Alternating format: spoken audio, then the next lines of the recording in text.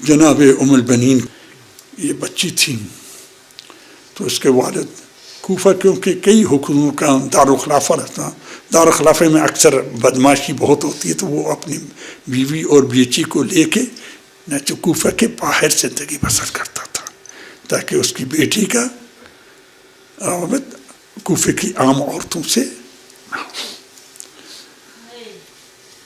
بچی کو قرآن کی صورتیں حفظ کرواتا تھا، ہر سورت جو حفظ کر دیتی تھی اس پر 1 درہم اس وقت یعنی 1 مثقال چاندی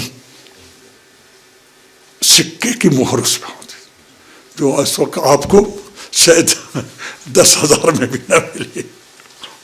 وہ اس کو اپنی بیٹی کو جناب ام البنین جن کا نام فاطمہ تھا اس کو انعام کے طور پر دیتا تھا۔ خدا نے اس کے باپ پر رحمت تھی ہوئی، رزق دیا ہوا تھا۔ وہ کچھ مدت ایسے قرآن کی آیتیں صورتیں انہوں نے حفظ کی اور وہ باپ سے درہم انعام کے طور پر لیتے رہے۔ ایک دن بیمار ہو گئی، ہر انسان بیمار ہوتا ہے، ایسا ہی ہوتا ہے۔ دروازے پہ کھٹکھٹایا، کوئی عورت بھیک مانگنے والا، ماں نے ام البنین کی والدہ نے اس کچھ دیا، اس کو پیسے یا آٹا یا بھی دیا۔ اس نے پوچھا وہ چھوٹی بچی جب میں آتی تھی وہ مجھے 1 درہم دیتی تھی، وہ قرآن حفظ کر کے ہر سور میں 1 درہم اپنے باپ سے لیتی تھی، وہ اپنے لیے جمع نہیں کرتی تھی۔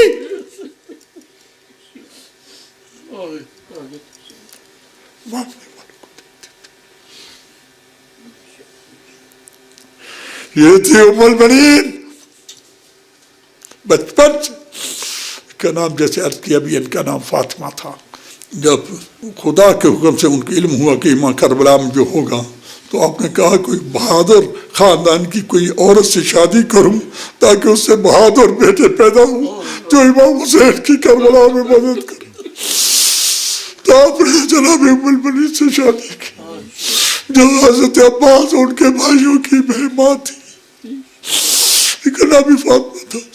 جب یہ جناب امی کے گھر میں آئے تو امام حسین ابھی بھلے کچھ نوجوان بچے تھے، دونوں میں کچھ بخار وغیرہ ہو گیا، انہوں نے خوب ان کی خدمت کی۔ جب بیدار ہو، جب شفا یاب ہو گئے تو مولا نے پوچھا تمہیں کیا انعام دوں؟ کہ میری ایک تمنا ہے، وہ کیا کہ مجھے بچوں کے سامنے فاطمہ نہ کہا کرو، ان کو اپنی ماں یاد آتی ہے۔